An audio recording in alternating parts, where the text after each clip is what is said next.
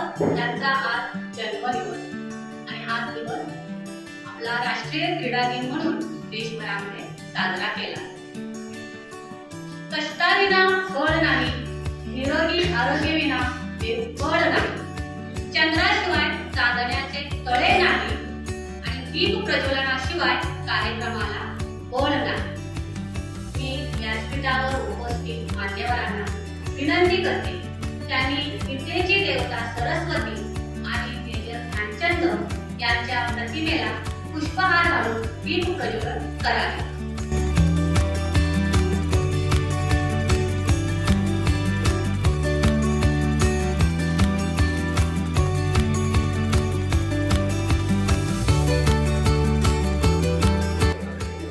सरस्वतीच्या प्रतिमेला पुष्पहार अर्पण करतायत शाळेचे उपमुख्याध्यापक माननीय श्री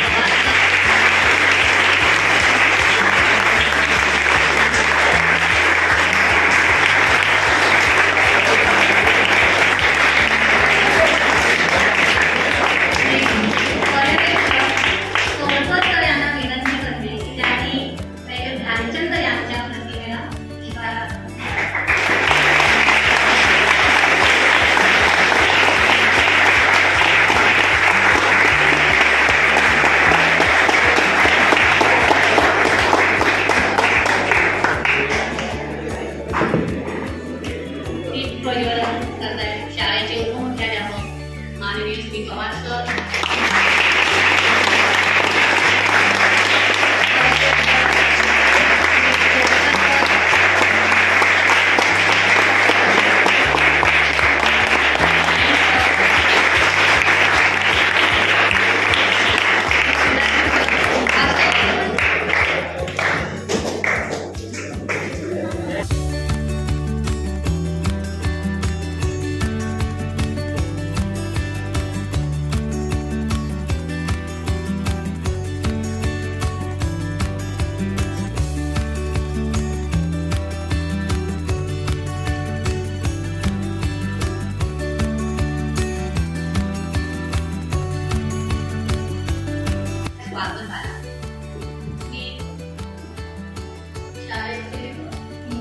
यांना विनंती करते की त्यांनी उपमुख्याध्यापक माननीय श्री पवार सर यांचा पुष्प देऊन त्यांचे स्वागत करावे।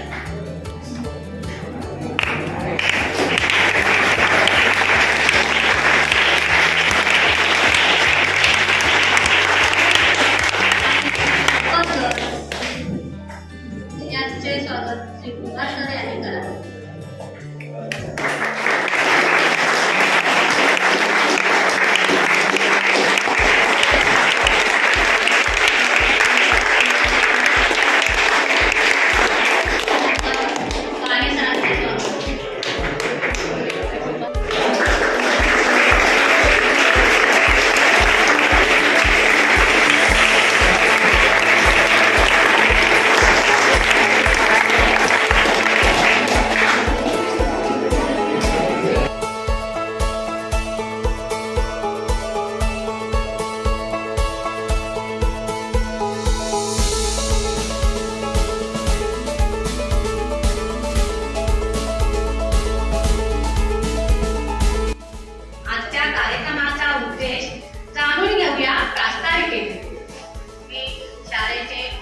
क्रीडा शिक्षक कुमार सर यांना प्रास्ताविकेसाठी आमंत्रित करते।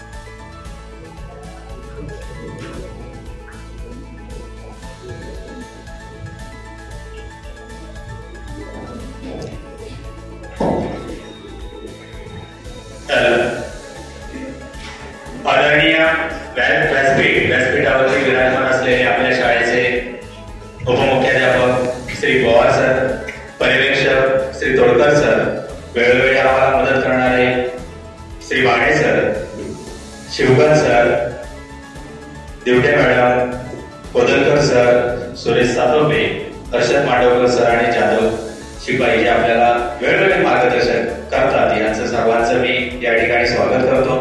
आज राष्ट्रीय क्रीडा दिन सगळ्यांना माहिती असेल किंवा नसेल, बऱ्याच खेळाडूंना हे माहिती नाही की आज राष्ट्रीय क्रीडा दिन आहे। 29 ऑगस्ट हा राष्ट्रीय क्रीडा दिन म्हणून साजरा केला जातो की जो खेळाडूंसाठी पर्वणी असतो. जे आंतरराष्ट्रीय खेळाडू आहेत त्या खेळाडूंचा सन्मान याच दिवशी केला जातो. आता 29 ऑगस्ट हा राष्ट्रीय क्रीडा दिन म्हणून का साजरा केला जातो, तर याच्या पाठीमागे एक मोठी कहाणी म्हणूया किंवा मोठी हिस्ट्री या पाठीमागे आहे. तर मेजर ध्यानचंद, हॉकीचे जादूगार ज्यांना म्हटले जातात, ते मेजर ध्यानचंद यांचा जन्मदिवस हा असल्यामुळे त्यांना म्हणजे तो राष्ट्रीय क्रीडा दिन म्हणून साजरा केला.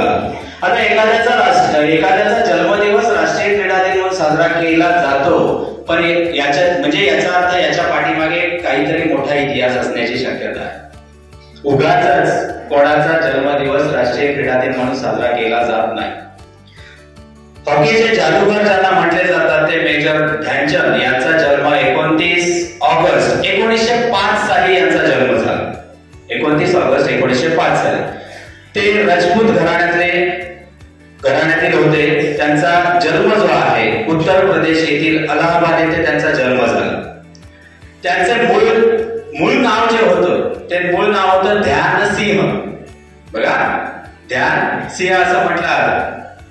नंतर त्यांचं नामकरण झालं ध्यानचंद्र असं जे नामकरण आहे ते नंतर झालं. तर मूळ नाव जे आहे ते ध्यानसिंह असं त्यांचं मूळ नाव.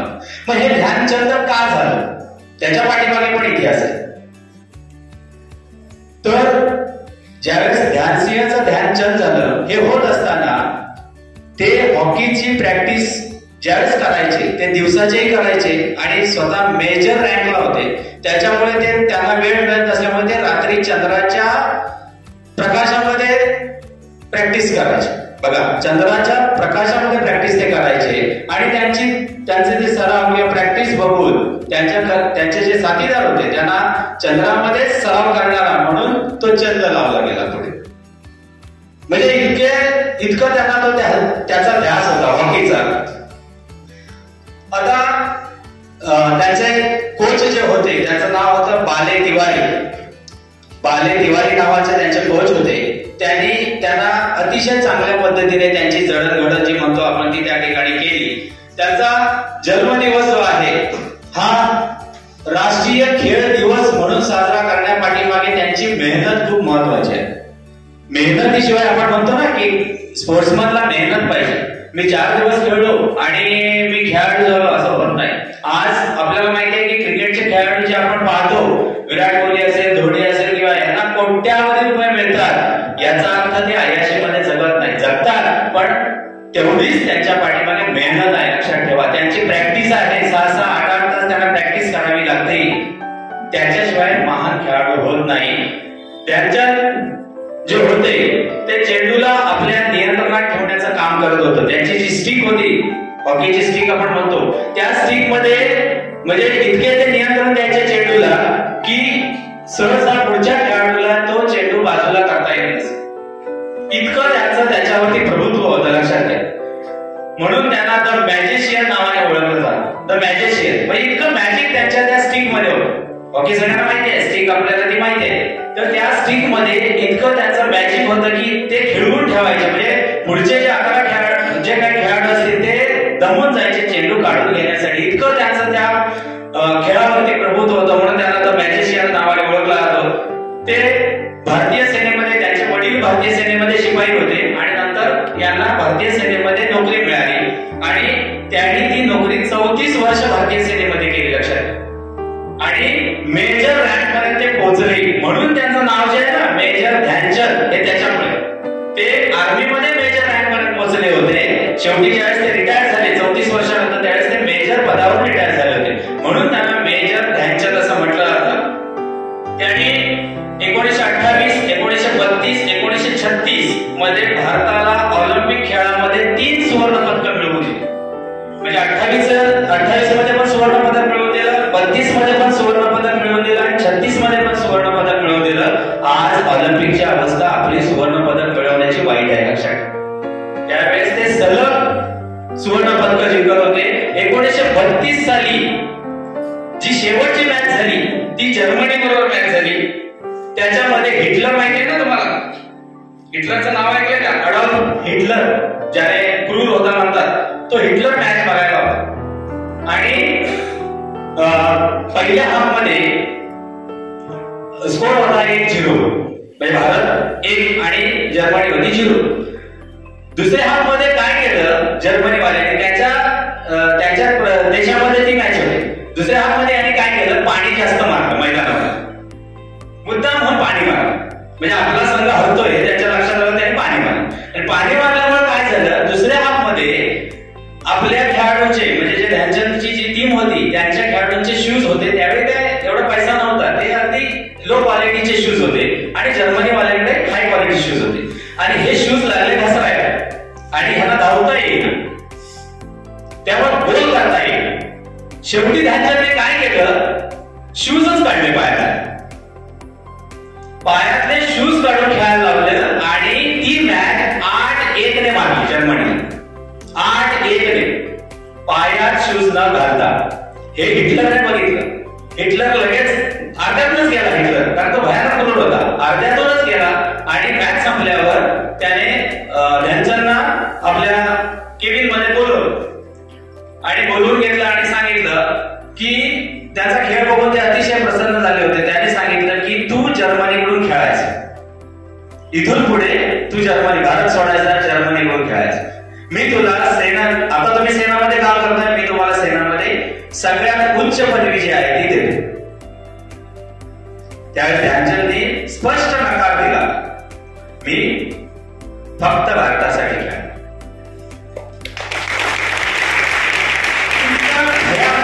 आणि देशप्रेमी व्यक्ती म्हणतात ती व्यक्ती. 1936 ची जी मॅच झाली त्याच्यामध्ये मला वाटतं अमेरिकेबरोबर मॅच होती, त्याच्यामध्ये पहिल्या हाफ मध्ये गोलच होईल. बघा, पहिल्या हाफ मध्ये गोलच होईल. ते म्हटल्यानंतर जे कोच होते बालेदीवार याने ध्यानचंद म्हटले, ध्यानचंद क्या चल रहा है? तर ध्यानचंद शांत बसणारा माणूस नव्हता. त्याने सांगितलं, ध्यानचंद क्या हो रहा है, गोल क्यों नहीं हुआ?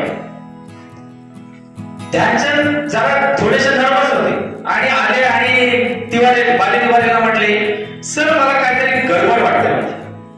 म्हटलं काय गडबड वाटते? कारण त्यांचे जे बॉल मारायचे ते जी जाळी असायची, गोल करण्याची गोलपोस्ट जे आपण म्हणतो, त्याच्या जाळीच्या जे खांब असतात माहिती बाजूला, त्या खांबवर जाऊन लागायचं आणि गोलच व्हायचा. मग त्याने म्हटलं, हे क्या हो रहा है? बालेदीवारीला क्या हो रहा है? तर ते म्हटले, सर मला गोलपोस्ट मध्ये काहीतरी प्रॉब्लेम वाटते. आंतरराष्ट्रीय मॅच, बघा, आंतरराष्ट्रीय नियमाची मॅच, आणि ध्यानचंद म्हणतात की मला गोलपोस्ट मध्ये काहीतरी गडबड वाटते. त्याने रेफरीकडे तक्रार केली की मला गोलपोस्ट मध्ये काहीतरी प्रॉब्लेम वाटतोय, गोलपोस्टची लांबी रुंदी मोजावी. सगळ्यांनी फरक पडलं ध्यानचंदला, आंतरराष्ट्रीय मॅच आणि ह्या काय म्हणतो की त्याच्यामध्ये गोलपोस्ट मध्ये असा प्रॉब्लेम आहे. म्हणून नाविलाज असतो गोलपोस्ट मोजायला लावलं आणि गोलपोस्ट कमी बनलं. मग नंतर वाढवल्यानंतर, म्हणजे जे नियमानुसार होतं ते केल्यानंतर गोल झाले आणि आपण जिंकलो होतो. म्हणजे काय मला सांगायचं आहे की एखाद्याचं नुसतं खेळावर प्रभुत्व नाही, प्रत्येक गोष्टीवरती प्रभुत्व होतं त्या माणसाचं. त्याने आंतरराष्ट्रीय गोलपोस्टला सुद्धा त्यावेळी चॅलेंज दिलं, म्हणजे माणूस काय लेवलचा होता आणि काय ताकदीचा होता. आणि तो एकटाच व्यक्ती नव्हता, लक्षात ठेवा. त्याचे सख्खे भाऊ रूपसिंग, त्यांचं नाव होतं रूपसिंग, ते तिन्ही ऑलिम्पिक मध्ये त्याच्यावर खेळत होते. हे कोणाला माहिती नाही. रूपसिंग तिन्ही ऑलिम्पिक मध्ये 28, 32 आणि 36 या तिन्ही ऑलिम्पिक मध्ये रूपसिंग सुद्धा त्यांच्याबरोबर खेळले आणि तिन्ही मॅचला त्यांची तेवढीच बरोबर होती. लक्षात ठेवा, रूपसिंग सुद्धा त्याच ताकदीचे होते, म्हणजे भाऊ सुद्धा त्या ताकदीचा होता. फक्त यांचा कर्तृत्व त्यांच्यापेक्षा कुठेतरी थोडं महान होतं. तिन्ही ऑलिम्पिकला सुवर्ण पदक मिळवून द्यायला दोन्ही भावांचा मोठा वाटा होता. खेळ जीवनामध्ये त्यांनी 1000च्या वर गोल केले. 1000च्या वर गोल, लक्षात घ्या. एका वर्षात 133 गोल केले त्या माणसाने. ज्यावेळेस ही ऑलिम्पिकच्या ज्या मॅचेस झाल्या ना, याच्यामध्ये जेवढे गोल झाले ऑलिम्पिकचे, समजा आता 28 ऑलिम्पिक आहे, त्याच्यामध्ये जेवढे मॅचेस झाल्या त्याच्यामध्ये किती झाले? सगळ्या संघाकडून तर 72 गोल झाले. ते 136 यांचे असायचे, ध्यानसिंगांचे असायचे, बाकी यांचे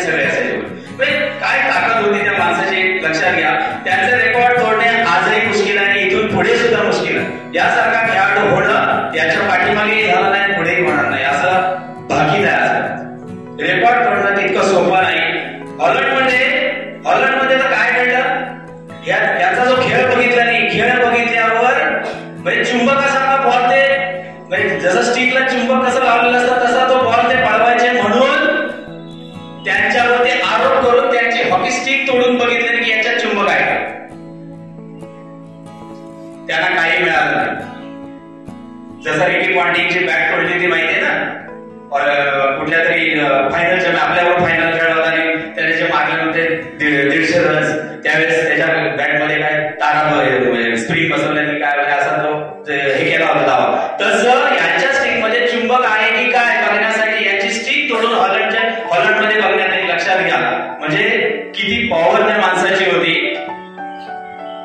ऑस्ट्रेलियामध्ये त्यांच्या सन्मानार्थ एका क्लबमध्ये त्यांची एक प्रतिमा लावलेली आहे. ऑस्ट्रेलियाला, भारतात सोडून द्या, ऑस्ट्रेलियामध्ये त्यांच्या सन्मानार्थ म्हणजे त्यांचा खेळ बघून एका क्लबमध्ये फोटो लावलेला, प्रतिमा लावलेली आहे. त्या प्रतिमेला किती हात दाखवले? 4 हात दाखवले. त्यांच्या सीएनना 4 हात दाखवले, 4ही हातामध्ये स्टिक दाखवले. म्हणजे काय, म्हणजे 2 हात नव्हे, हा 4 हाताने माणूस खेळतो, इतके त्याचा खेळ आहे असं त्या प्रतिमेतून दाखवण्यात आलेलं आहे. म्हणजे इतका सन्मान त्या माणसाला मिळाला. त्यांना 4 मुलं होती, त्यांच्या सीएन त्यांना 4 मुलं होती. त्यातला एक मुलगा हा सुद्धा प्रसिद्ध हॉकी खेळाडू होता. जसा बाबा तसा मुलगा कर्तृत्ववान होता आणि तो सुद्धा एक चांगला खेळाडू, उत्कृष्ट खेळाडू होता. यांना भारत सरकारने 1956 साली सगळ्यात मोठा सन्मान दिला, तो म्हणजे पद्मभूषण. या सन्मानाने यांना त्यावेळेस सन्मानित करण्यात आलं. त्यांच्या सन्मान प्रीत्यार्थ 2002 साली दिल्लीतील नॅशनल स्टेडियम जे आहे, दिल्लीमध्ये नॅशनल स्टेडियम आहे, त्याचं नाव बदलून ध्यानचंद नॅशनल स्टेडियम असं करण्यात आलं. इतकं मोठी ताकद त्यांच्यामध्ये होती. आजही म्हणजे आजच्या दिवशी प्रतिभावान खेळाडू यांना अर्जुन आणि द्रोणाचार्य पुरस्काराने सन्मानित केलं जातं. कालच बऱ्याच जण टीव्हीला, पेपरला बातम्या वाचल्या की अर्जुन पुरस्कार वगैरे वितरण, त्याचं वितरण आज आहे. म्हणजे आजच्या दिवशी अर्जुन पुरस्कार आणि द्रोणाचार्य पुरस्कार हे दिले जातात. म्हणजे इतके महान खेळाडू ते आहेत. साधी गोष्ट नव्हे की ज्यांच्या नावाने किंवा ज्यांच्या दिवशी अर्जुन आणि द्रोणाचार्य पुरस्कार दिले जातात. अशा या व्यक्तीने नोकरी तितकीच केली, म्हणजे देशसेवा. नोकरी म्हणजे काय, ते आर्मीमध्ये होते, देश सेवा केली आणि हॉकीच्या माध्यमातून सुद्धा त्याने देश सेवा केली. त्यांना ज्यावेळेस शेवटी मरणाच्या दारात होते, म्हणजे त्यांना लिव्हरचा कॅन्सर झाला होता. शेवटी त्यांची खूप तंगी झाली, पैसे वगैरे याच्यातून, म्हणजे भारत सरकारने तितकं त्यांच्याकडे लक्ष दिलं नाही. शेवटी त्यांना भारतरत्न द्यावा अशी मागणी बराच काळ चालू आहे आणि भारतरत्न लेव्हलची व्यक्ती आहे. त्या काळामध्ये डॉन ब्रॅडमन, तुम्हाला माहिती आहे क्रिकेटचे बादशाह, त्यानंतर एक याचे मुष्टियोद्धा कोणतरी आहे ते, आणि धनराज पेले जे आहेत ते, असे हे दिग्गज खेळाडू होते. त्यातले एक खेळाडू होते आणि त्यांना शेवटी लिव्हरचा कॅन्सर झाला. त्यांचा मृत्यू 3 डिसेंबर 1979 साली झाला. शेवटी थोडेसे त्यांचे हाल झाले. त्यांना शेवटचं ज्यावेळेस विचारण्यात आलं की याच्यानंतर हॉकीचा भारताचा काळ काय असेल, तर त्यांनी सांगितलं की हॉकीचा बहुतेक भारताचा काळ कठीण आहे आणि तशीच थोडीशी काही परिस्थिती आपली आहे. हॉकीमध्ये म्हणावं तसं यश आपल्याला त्यानंतर आलं नाही. या व्यक्तीने जे काय करून ठेवलंय त्याचा आज आपण गुण गातोय.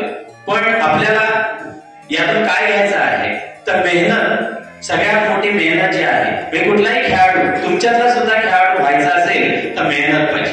मेहनतीशिवाय कोणतंही फळ नाही.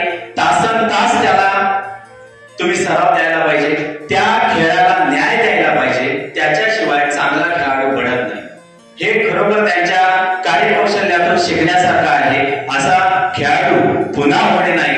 त्या म्हणजे हॉकी जादूगार मेजर ध्यानचंद यांना खरोखर मानाचा मुजरा करणं योग्य आहे. अशी व्यक्ती परत आपल्याला पाहायला मिळणार नाही. त्यांना मानाचा मुजरा करून मी या ठिकाणी माझे 2 शब्द थांबवतो.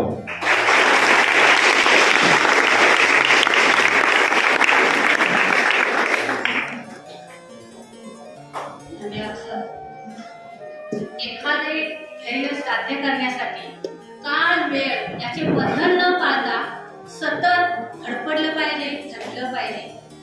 अशा प्रकारचा काहीसा संदेश आपल्याला ध्यानचंद यांच्या इतिहासामधून नक्कीच पाहायला मिळेल आणि त्याचा उलगडा कुंभार सर यांनी आपल्याकडे केलेला आहे.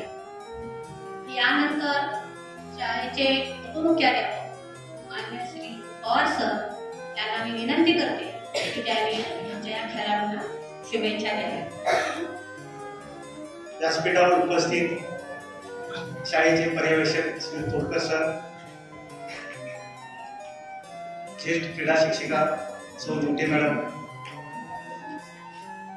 कुंभार सर, माझे सर्व सहकारी शिक्षक वर्ग आणि विद्यार्थी मित्र, आज 29 ऑगस्ट हा राष्ट्रीय क्रीडा दिन म्हणून आमच्या शाळेमध्ये अशा प्रकारची सभा घेऊन आम्ही पहिल्यांदा साजरा करतो. तुम्ही सर्व विद्यार्थी एवढे नक्की आहात की ह्या पहिल्या कार्यक्रमाचे साक्षीदार आहात. आतापर्यंत सगळेजण तुम्ही वेगवेगळ्या क्रीडा प्रकारामध्ये मैदानावर नेहमी खेळत असता. वर्षाला वार्षिक क्रीडा स्पर्धा होतात, वेगवेगळ्या स्पर्धा होतात, ते तुम्ही खेळतच असता. पण क्रीडा प्रत्येक विभागाचा किंवा प्रत्येक कार्यक्रमाचा एक दिन असतो. जवळजवळ सगळे दिन आपण साजरे करतो. पण क्रीडा दिन हा जो आहे हा आपल्याला 29 ऑगस्ट आहे, बऱ्याच विद्यार्थ्यांना माहीत नसेल. आता कुंभार सरांनी ज्या महान व्यक्तीचा जीवनपट तुमच्यासमोर मांडला ते मेजर ध्यानचंद यांच्या स्मरणार्थ आपण आजचा राष्ट्रीय क्रीडा दिन त्यांच्या जन्मदिवस हा राष्ट्रीय क्रीडा दिन म्हणून आपण साजरा करत असतो. ध्यानचंद यांनी किती महान कार्य करून आपल्या देशाला 3 सुवर्ण पदक मिळवून दिलेली आहेत ऑलिम्पिक मध्ये. याचे कुंभार सरांनी तुम्हाला सांगितलेले आहे. हे करताना त्यांची मेहनत ही फार मोठी होती. त्यांचे त्या खेळावर इतके प्रभुत्व होते की त्यांची जी स्टिक आहे तिला काहीतरी चुंबक आहे की काय, त्यामुळे त्यांची स्टिक तो चेंडू सोडून बाजूला होत नव्हती किंवा ते चेंडूला नाही चिपकून असते असा बघणाऱ्याचा भास व्हायचा. आणि म्हणून त्यांची स्टिक खरोखर त्यामध्ये चुंबक आहे का ते बघण्यासाठी तोडून बघितली गेली. आता हे ध्यानचंद कसे साध्य झाले तर त्यासाठी त्यांची प्रचंड मेहनत, आणि मेहनत ही काय असते व्यक्तीला कुठे नेऊन ठेवते त्याची त्या काळची पण उदाहरणे आताही तुम्हाला माहित आहे. तुम्हाला माहित असेल KKRचा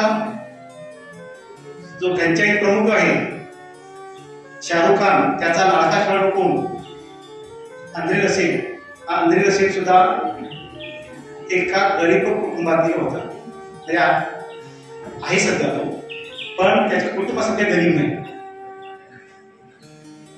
भंगार गोळा करणारा एक मुलगा असा होता, पण त्याची खेळावर इतकी श्रद्धा होती आणि प्रचंड मेहनत होती की आज तुम्ही बघताय अंधेरी रसेल आला की सामन्याचा निकाल पालटतो. अशी त्याची ताकद आणि एकाग्रता असते. ताकद सर्वांनाच आहे, पण ती खेळाला एकाग्रता चिकाटी जी असते ती त्याने मेहनतीने प्राप्त केली. तुम्हाला माहित असेल महाभारतामध्ये पांडवांचा जो युद्धामध्ये जो रथ असतो तो रथ तयार करण्याचे काम विश्वकर्मा करायचा. तुम्ही जुन्या काळात बैलगाडी बघितली असाल तर त्या बैलगाडीला आपली बैलगाडी पुढे जी होती ती जी चाकं जी असतात ती बाहेर जाऊन येऊन त्या कण्याच्या बाहेरच्या बाजूला लोखंडी असे गज घातलेले असतात की जेणेकरून ते चाक बाहेर पडून येईल, अपघात होऊ नये. अलीकडे आपली ती वाहने आहेत त्यांना अशा प्रकारची ती सपोर्टला लोखंडी गज नसतो, त्याला कडाने असे म्हणतात. कारण का की इतके तंत्रज्ञान चांगले असते की त्याला व्यवस्थित ते चाक फिरताना ते बरोबर आउट आलं नाही सांगते. व्यवस्थित असेल ते बेरिंग खराब बेरिंग बसवतो जेणेकरून ते चाक एकाच रेषेमध्ये येते. पूर्वीच्या काळी अश्वत्थामा हा इतका चांगला कारागीर होता, तर तो त्याच्या चाकात रथ तयार केल्यानंतर ते चाक अशा प्रकारच्या सपोर्ट न लावता, बाहेरच्या त्या लोखंडी गजग काढण्यासारखे भाग न लावता ते चाक व्यवस्थित फिरेल, एकाच ठिकाणी फिरेल आणि ती व्यवस्थित आहे याची खात्री करण्यासाठी तो स्वतः रथ तयार करून त्याला सपोर्ट न लावता तो रथ पळवत होता. आणि जर त्याच्यामध्ये दुखापत झाली तर माझ्या कामात दोष आहे अशी त्याची धारणा होती. सुदैवाने त्याला अशा प्रकारचा त्याच्या केलेल्या कामामध्ये दोष निर्माण झाला नव्हता. म्हणजे एखाद्या कामावर किती श्रद्धा असते, किती खात्री असते, किती मेहनत असते या उदाहरणावर लक्षात येईल. ध्यानचंदने सुद्धा तेच केले. त्यांनी जे सगळे मैदानावर म्हणत होते की त्यांच्या खेळ स्टिकला लोखंड चुंबक आहे की काय, त्यामुळे त्यांची ती स्टिक त्या चेंडूपासून बाजूला होत नाही. ती एवढी चपळ होती की त्या चेंडूवर धावत होते. धावताना चेंडू आणि स्टिक यांचा समन्वय असा होता की ती स्टिक बाजूला जात नव्हती. हे त्यांना कसे शक्य झाले तर ते एका ठिकाणी असे वाचायला मिळाले की ते रेल्वेच्या रुळावर चेंडू ठेवून तो चेंडू त्याचा बॅलन्स एवढा बघायचा की ते चेंडू त्याच्याबरोबर तो रुळावर धावत जायचे. चेंडू बरोबर चेंडू खाली पडणार नाही. अशा प्रकारची मेहनत करून त्यांनी हे त्यांचे जे यश आहे यश प्राप्त केले. त्यांनी देशाला आणि जगाला हॉकीची एक किमयागार म्हणून त्याची आपली ओळख निर्माण करून दिली. अशा या महान खेळाडूला मी वंदन करून मी माझे 2 शब्द संपवतो. जय हिंद. शाळेचे पर्यवेक्षक श्री तोडकर सर.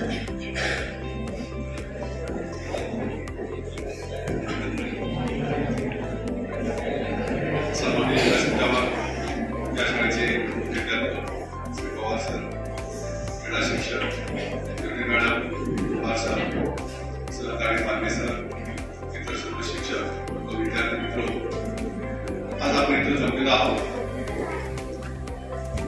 भारतीय खेळ दिवस हा साजरा करण्यासाठी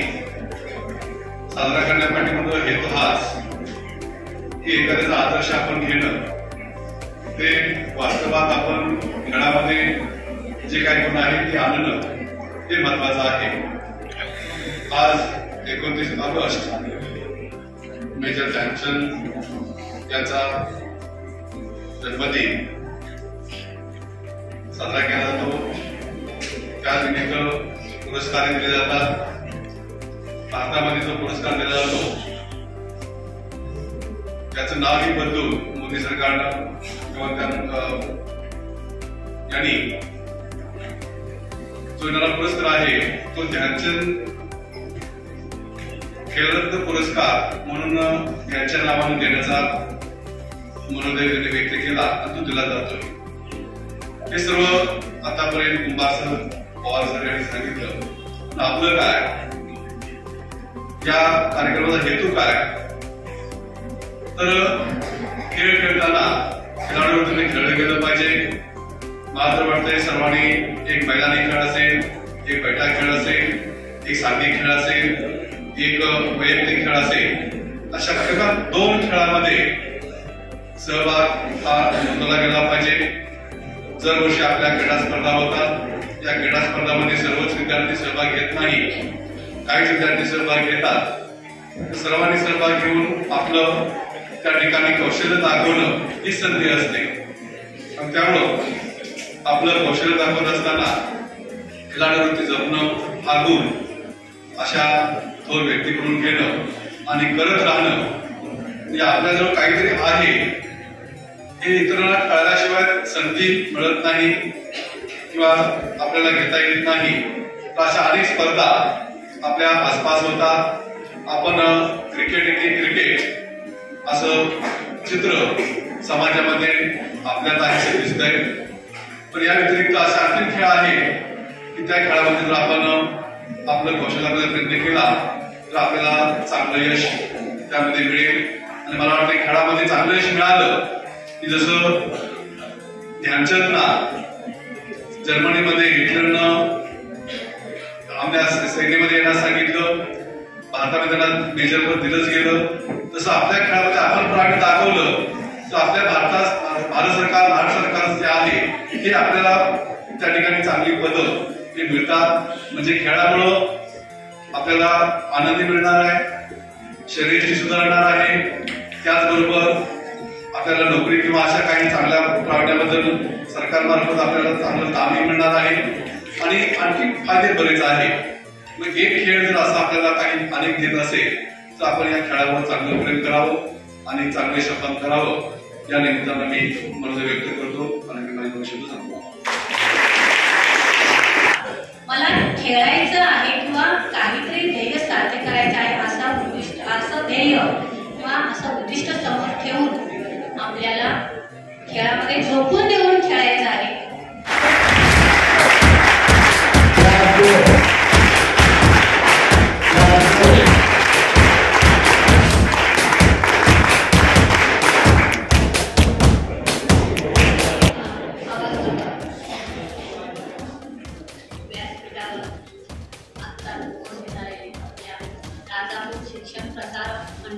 कार्यकारी मंडळाचे उपाध्यक्ष तसेच खेळासाठी नेहमीच प्रोत्साहन देणारे आणि प्रत्येक ठिकाणी त्यांचं मार्गदर्शन अनमोल असं मार्गदर्शन करणारे आपल्या संस्थेचे उपाध्यक्ष वेळेकर साहेब हे उपस्थित झालेले आहेत.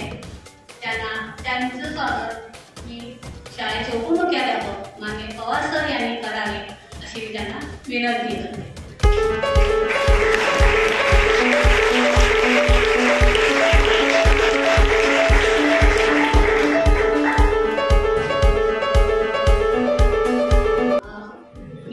वेळेकर साहेबांना विनंती करते की त्यांनी आमच्या या राष्ट्रीय क्रीडा दिनाच्या निमित्ताने आमच्या या सर्व खेळाडूंना शुभेच्छा व मार्गदर्शन करावे. नमस्कार. आज राष्ट्रीय क्रीडा दिनानिमित्त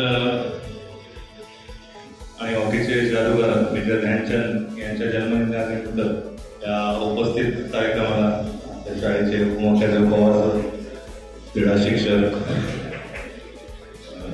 योग्य मॅडम आणि कुमार सर, तोडकर सर आणि बाणे सर. मला माहिती आहे मुलं तुम्ही म्हणजे काय ऐकण्याच्या मनस्थितीत नसतात. जे खेळणारे मैदानात आहेत त्यांना कधीच ऐकायला आवडत नाही. बऱ्यापैकी आज खेळाडू इथे दिसत आहेत प्रॅक्टिस करणारी. ती प्रॅक्टिस एक सुरुवातीला 2-4 महिने न करता ते कायम चिरंतन चालू ठेवावं. आज बघितलं तर एखादा ड्रेस कोड पण करायला हरकत नाही सगळ्या मुलांचा, टी शर्ट्स वगैरे, आणि जर दिसायला एक लुक चांगला होतो. व्यायाम करा. व्यायाम केल्यानंतर तुमचा ऑटोमॅटिकली अभ्यास होतो. रेग्युलर नुसते अभ्यास करणारी माणसं आहेत ना त्यांना खूप अभ्यास करावा लागतो. पण जो व्यायाम करून खेळून तर तो अभ्यास करणारे हुशार मुलं जर 8 तास करत असतील, तुमचा 3-4 तास जरी अभ्यास केला तरी पूर्णतः फोकस आणि मार्क्स चांगले मिळू शकतात. जे खेळाडू उत्कृष्ट आणि वरच्या दर्जाला गेले ते सायन्स फॅकल्टी म्हणा किंवा कुठले ते इंजिनियर्स वगैरे अशी मंडळी पण खूप क्रीडा क्षेत्रात गेले. त्यांना त्या सायन्स नॉलेजचा उपयोग होतो आणि मला वाटतं अभ्यास आणि क्रीडा आणि हे दोन्ही करण्याची संधी तुम्हाला मिळते. जसजसं वय वाढत जातं तसं हा खेळ थांबतो. त्यामुळे पूर्ण खेळा, मजा घ्या, आनंद घ्या. दुसऱ्याला कोणाला त्रास नाही होणार. म्हणजे खेळाडू हा कधी मैदान होईयो करणे वगैरे हा प्रकार नसतो. आनंद घ्या. तुमच्या सपोर्ट करा किंवा इतर खेळाडूंना. मुलींची संख्या बऱ्यापैकी आहे. तुम्हाला खूप संधी आहेत कारण मुली तितक्याशा प्रमाणात येत नाहीत पुढे. आणि जर का पुढे आज गव्हर्नमेंट जॉब बघितलं तर नाके बराबर आहे, नाहीच आहेत आता. पण अशा काळाच्या माध्यमातून आपण पुढे गेलात तर नक्कीच यशस्वी होऊ शकेल. एक ध्येय ठेवा, पुढच्या 5-6 वर्षात मला हे गाठायचं आहे तरच ते शक्य होईल आणि तरच पुढे जाऊ शकाल. फिटनेस चांगला ठेवा. बाकीचे तुम्हाला व्यसन वगैरे मुलांना कुठलीच लागणार नाही याची काळजी घ्या आणि आनंद घेत खेळा. धन्यवाद. खेळाडूंना प्रोत्साहनात्मक असं मार्गदर्शन केलेलं आहे. ध्येय किंवा फिटनेस ठेवा आणि खिलाडू वृत्तीने खेळा अशा प्रकारचा एक संदेश त्यांनी दिलेला आहे. यानंतर आपला हा शेवटचा कार्यक्रम आभार प्रदर्शनाचा होईल. त्यानंतर आपल्या दरेकर साहेबांच्या हस्तेच जे प्रदर्शनीय सामने आहेत त्यांचं उद्घाटन मैदानामध्ये होईल. आता आभार प्रदर्शनासाठी मांडवकर सरांना आमंत्रित करतो. सर्वांना नमस्कार. पहिल्यांदा सर्वांना राष्ट्रीय खेळ दिनाच्या शुभेच्छा. व्यासपीठावर असणारे सर्व शिक्षक किंवा मान्यवर ज्याप्रमाणे तुमचे शिक्षक आहेत त्याप्रमाणे ते माझेही शिक्षक होते आणि सर्वांच्या हातावर मी शिकलेलो आहे. कुंभार सर आणि दिवटे मॅडम ज्या प्रकारे तुमचे क्रीडा शिक्षक आहेत त्याप्रमाणे ते माझेही क्रीडा शिक्षक होते आणि आतापर्यंत त्यांनी ती जबाबदारी म्हटलं तर चांगल्या प्रकारे पार पाडली आणि यापुढेही ती चांगल्या प्रकारे पार पडतील. तर आता आपण आपल्या कार्यक्रमात बोलूया आभार प्रदर्शनाचा.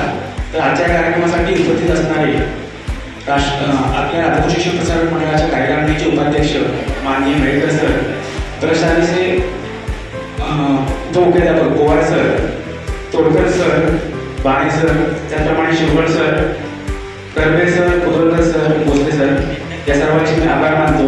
त्याचप्रमाणे उपस्थित राहिलेले सर्व खेळाडू यांचे आभार मानतो आणि हा कार्यक्रम संपला असे मी जाहीर करतो.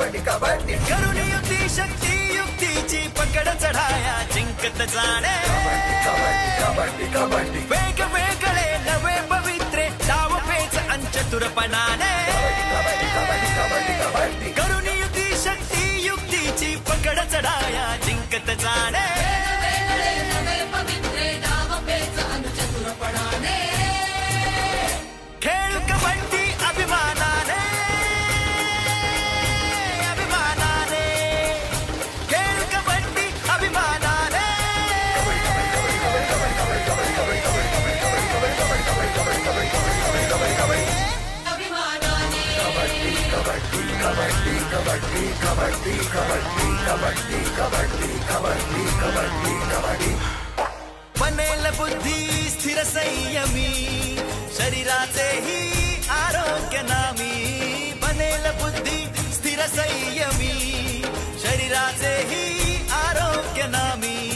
नको भांडवल आवाजवी त्या खर्च अल्पसा कमीत कमी परंतु पुष्कळ मिळती यातून सुख आनंद बहाणे.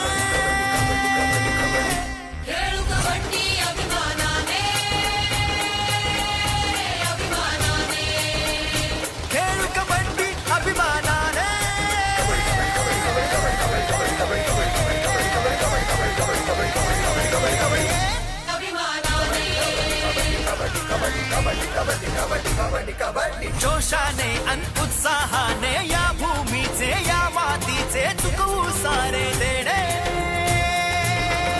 खेळू कबड्डी अभिमानाने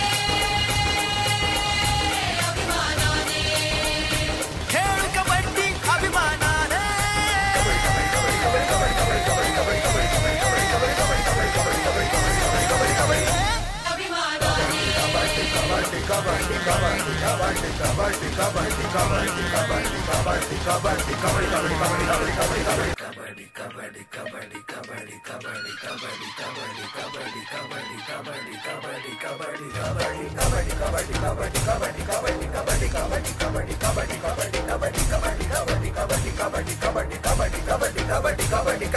करून युक्ती शक्ती युक्तीची पकड चढाया जिंकत जाणे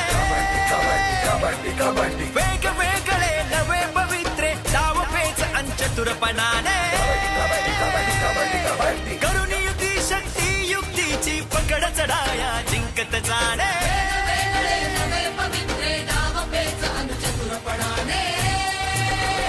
खेळ कबड्डी अभिमानाने अभिमानाने खेळ कबड्डी अभिमानाने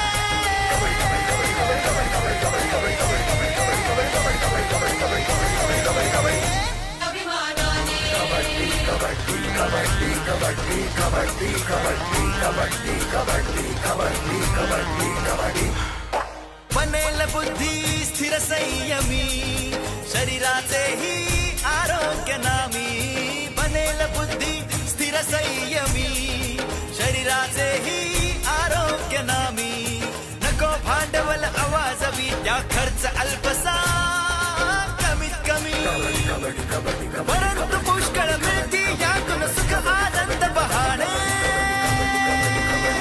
खेळू कबड्डी अभिमानाने अभिमानाने खेळ कबड्डी अभिमानाने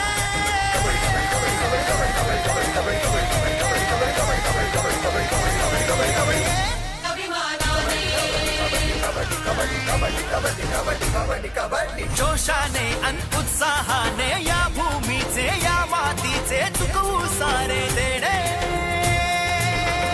खेळू कबड्डी अभिमानाने अभिमानाने खेळ कबड्डी अभिमानाने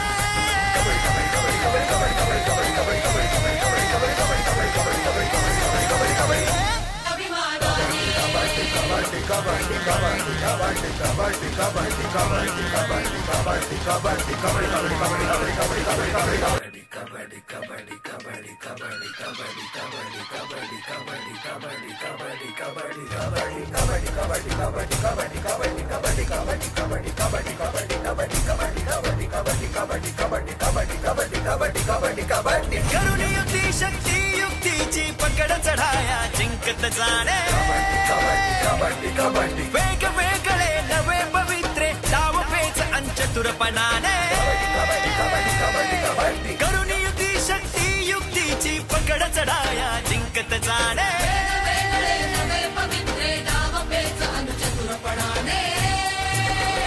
खेळ कबड्डी अभिमानाने अभिमानाने खेळ कबड्डी अभिमानाने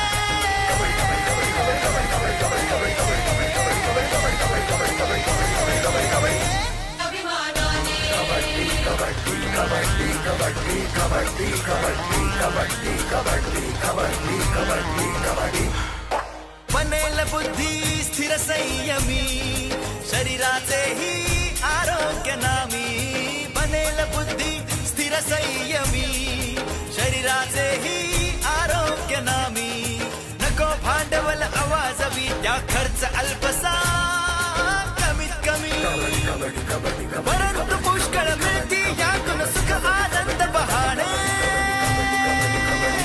खेळू कबड्डी अभिमानाने अभिमानाने खेळ कबड्डी अभिमानाने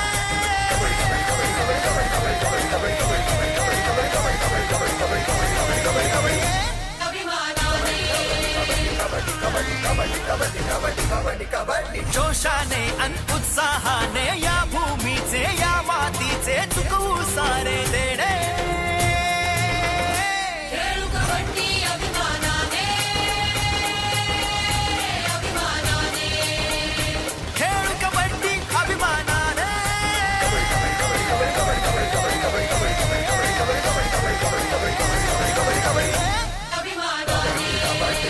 अभिमानाने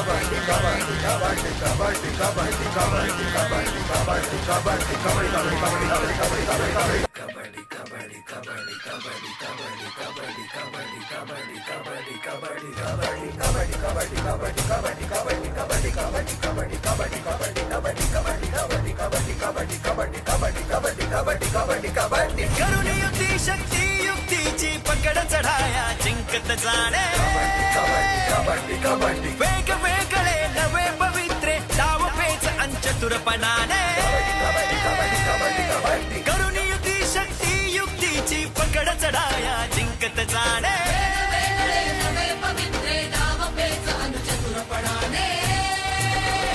खेळ कबड्डी अभिमानाने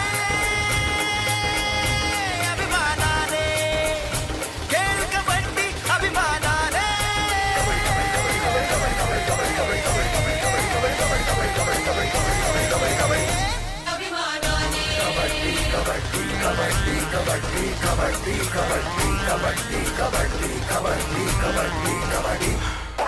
बनेल बुद्धी स्थिर संयमी शरीराचेही आरोग्य नामी बनेल बुद्धी स्थिर संयमी शरीराचेही आरोग्य नामी नको भांडवल आवाजवी त्या खर्च अल्पसा कमीत कमी परंतु पुष्कळ मिळती यातून सुख आनंद बहाणे खेळू कबड्डी अभिमानाने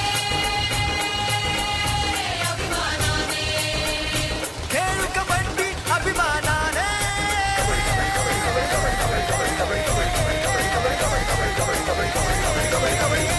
अभिमानाने